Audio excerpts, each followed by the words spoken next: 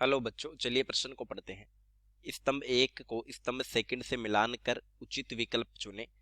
स्तंभ एक में कुछ रासायनिक अभिक्रियाएं दर्शाई और स्तंभ सेकंड में उनके उत्पाद दिए हैं। ABCD 4 विकल्प दिए, सही विकल्प का पता करना है। चलिए प्रश्न की मुख्य अवधारणा पे बात है। अवधारणा तो देखिए कुछ महत्वपूर्ण बिंदु।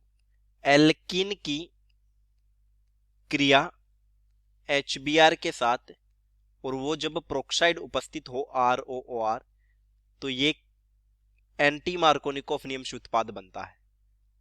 एंटी मार्कोनिकोफ नियम।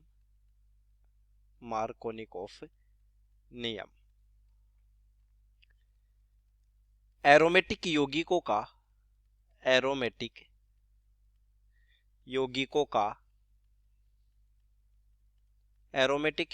का हैलोजनीकरण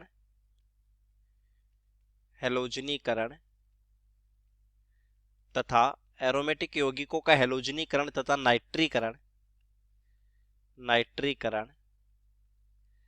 इलेक्ट्रॉन से नहीं प्रतिस्थापन अभिक्रिया यानी ESR है, इलेक्ट्रोफिलिक सब्स्टिट्यूशन रिएक्शन।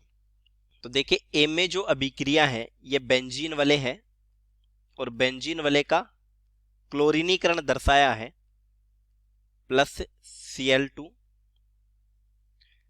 तो ये हेलोजनीकरण है, इलेक्ट्रोफिलिक सब्स्टिट्यूशन रिएक्शन। यहाँ FeCl3 उत्प्रेरक के रूप में काम करता है, उत्प्रेरक। तो ये टूटता है Cl plus plus Cl minus में और Cl प्लस अभिक्रिया के लिए इलेक्ट्रॉन स्नेह का काम करेगा। बेंजीन का कोई एक पाइबंद टूटता है और ये इलेक्ट्रॉन स्नेह के साथ बंध बनता है, यानी ये बनता है,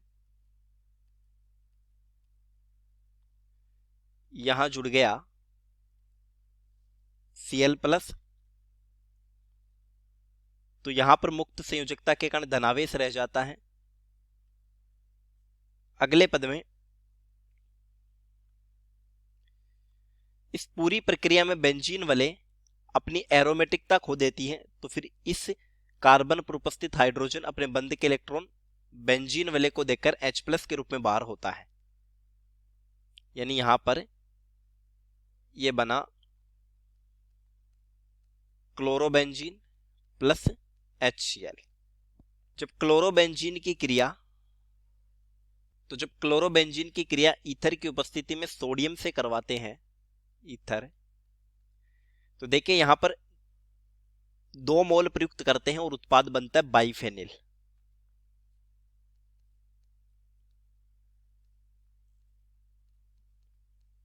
ये बन गया बाइफेनिल प्लस 2NaCl।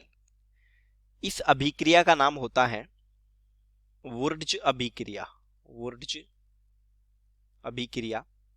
बी में दिया है 3 डिग्री एल्किल हैलाइड की क्रिया CH3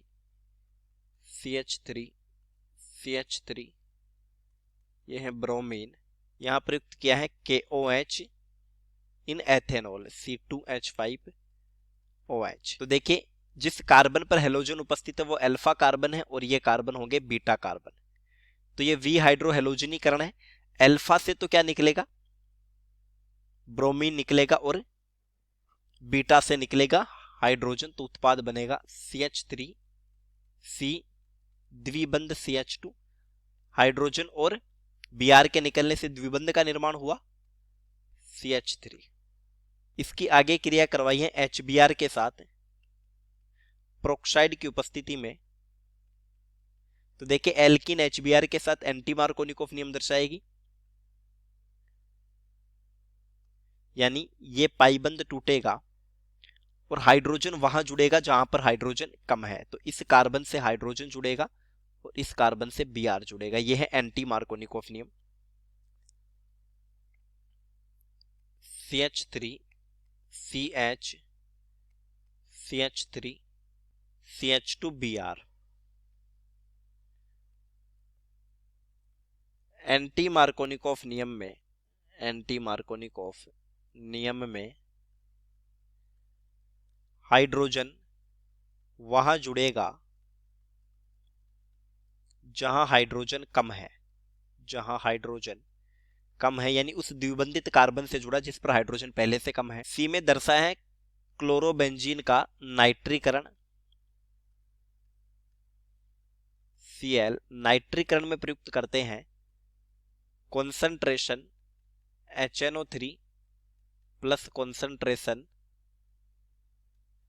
H2SO4। तो देखें HNO3 से प्राप्त होता है NO2 प्लस जो अभिक्रिया के लिए इलेक्ट्रॉन स्नेह का काम करेगा, और H2SO4 से प्राप्त होता है HSO4 माइनस, यानी यहाँ जल का अणु बाहर निकलता है।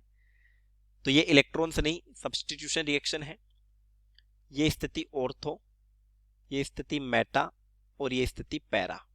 तो यहाँ पर क्लोरीन के लोन पेयर अनुनाद करेंगे, इस वजह से ये ऑर्थो पैरा निर्देशी होगा।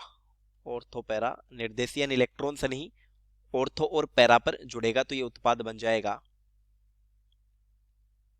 यहां NO2 क्लोरीन की क्रिया आगे तनु NaOH के साथ कराने पर तनु NaOH, तो यहाँ OH माइनस नाभिक से नहीं होगा और ये नाभिक से नहीं प्रतिस्थापन हो जाएगा, यानी Cl माइनस का प्रतिस्थापन हो जाएगा OH माइनस से, और ये बना पैरानाइट्रोफिनॉल OHNO2।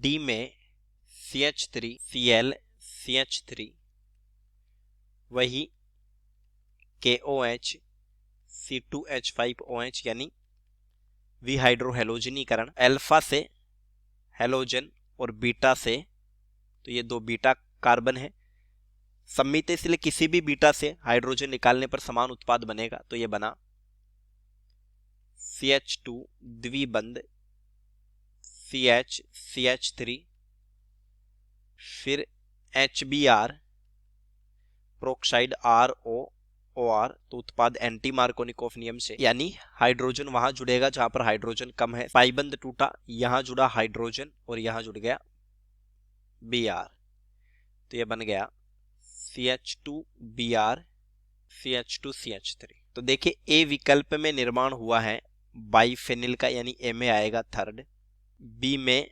फोर्थ, सी में पैरानाइट्रोफिनॉल और डी में फर्स्ट। तो बी विकल्प प्रश्न का सही उत्तर हो गया उत्तर विकल्प बी। चलिए उम्मीद करता हूं प्रश्न समझ आया होगा। धन्यवाद।